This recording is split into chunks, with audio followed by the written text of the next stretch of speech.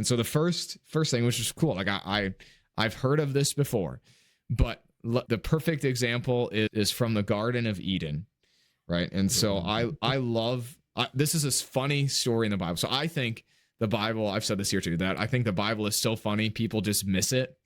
And so in the Garden of Eden, right, Adam is standing right there with Eve.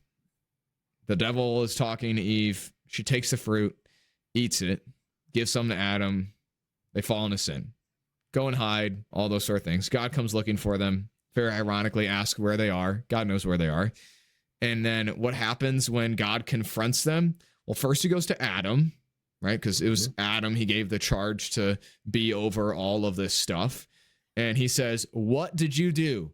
And what does Adam do? Is he mature and takes responsibility for his actions and ownership? She made me do it. That's right. He turns and passes the blame to Eve.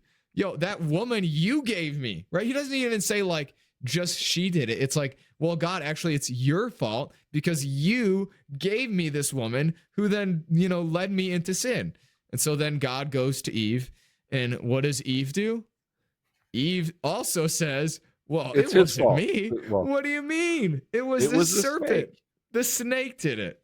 And so in a good sense of a perfect example, this is triangulation at its finest, almost like a quadra, not a square would be 4 sides. So I'm not going to say a quadrangle. There's my made up word for the day. And so when we think about this in our church life, this happens probably a lot more than it should. Yeah. Right. And so it doesn't, this is all generations, right?